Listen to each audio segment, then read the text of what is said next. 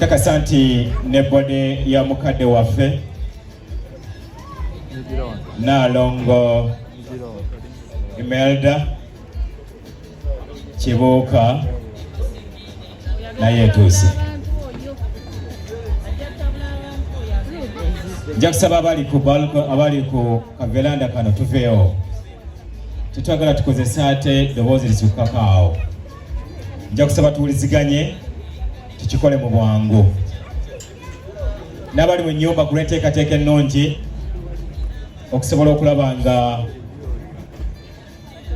tuleeta mukadde waffe abaliyo tusooke tuveeyo. Nja kusaba tuli mu nteekateeka y'okulaba nga tutambuza omukolo gwa mukadde waffe guno. Ekyo mukinyambeko naddala abakyalemedde gye batalina kutuula.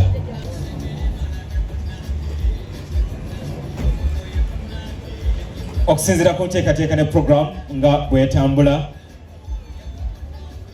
kakasa nti bannaffe aba Uganda Funeral Services bamaze okuba nga baleeta omubiri gwa mukadde waffe.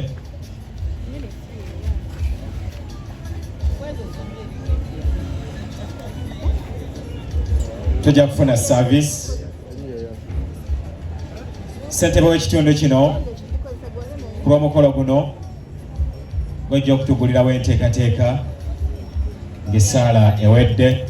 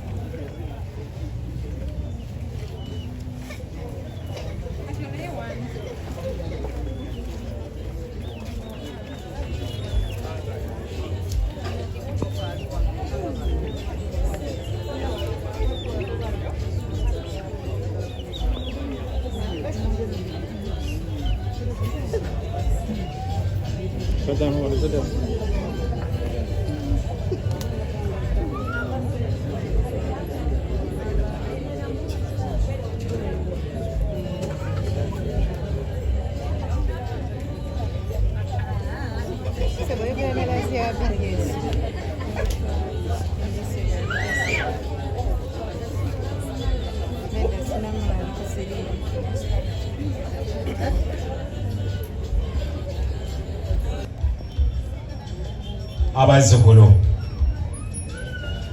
nyongera okugumya abaluganda abako n'emikwano. Ab'emikwano kana akaseera kabeera kazibu nnyo. Buli muntu yamanyi kyakalowoozaako era atakakkanakana akaseera omanya tajja kukakkana.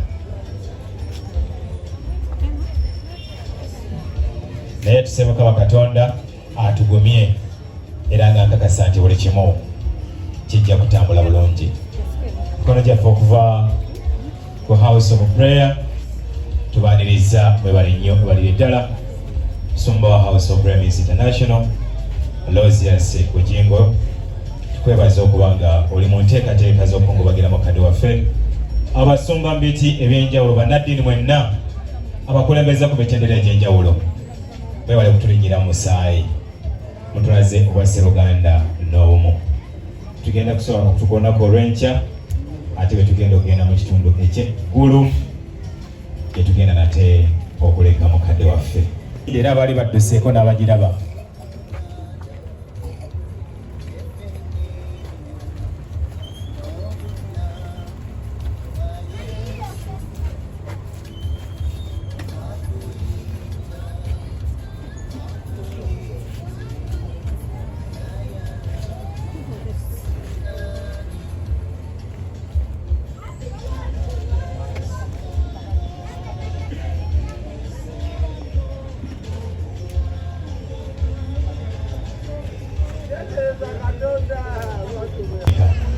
Tubajiwa misinde abali badduseeko emisinde era abali bagirabye naddala ejanire empanvu n'ennyimpi. Oli akwata akati n'akawa omulala oyo ogugwe ng'omulimu aba agumaze. Kikwata kw'oli aba akakutte okumalako nako ne byagenda okukolamu eyo period ye mulagira ddala nti ddala naye agenda kawumala okutuusa we mumaliriza. Jajja akati akatadde waliwo agenda okakwata gwe simanyaani obaani naye gwanakakwasa Mukama Katonda tukatambuze bulungi buli mbeera. Ateekateeka ne puroguramu nga bwegenda okutambula. Ssentebe w'ekitundu kino kibeera kya buli azaamaanya okutandika kye tugenda okutandika kyonna. Simanyi ba mukadde wange watuuse twandibadde tufuna kukwogera kwe. Okay, tujja kuba tumulaba ku mbeera nga tebenetambula. Kase bakadde baffe abagenda okukulemberamu enteekateeka eno aba praise and worship batutwale mu katondo akaddako.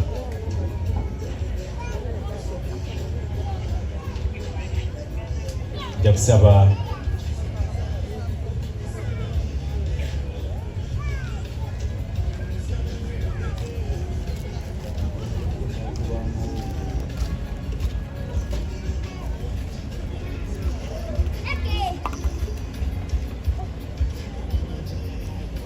Bitalo nnyo ssebo. Tawana ssebo. Omuntu akulaba akadde kano era nga yandyagadde okuwerekera ku mukadde kuba tukimanyi abadde mu ngalo abangi.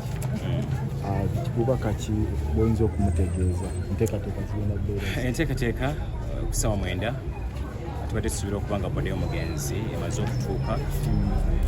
Ssaawa 10 bannaffe abali mu nteekateeka y'okusabira omwoyo gw'omugenzi babadde balina okuba nga bagenda mu maaso naye wetukoledde emboozi eno nga bannaffe abali mu nteekateeka z'okulaba nga baleeta omubiri gw'omugenzi tennaba kutuuka naye nga abakungubazi bwe bali kusobola okulaba nga balindirira kyekiddako. Mukwano gwaffe 1935 Mukama yamutuwa tusa mu 2024 ate wamutute agenza okutuvaako ng'emyaka 89 yalina. Tukubireko Mukama Katonda engalo ezimanyuma nga twebaza Katonda engalo teziba za bulijjo, tumanyi nti zibeera naddala ffe abakkiriza. Emyaka 89 si kintu kya muzannyo. Twebaza Mukama olw'ekyo.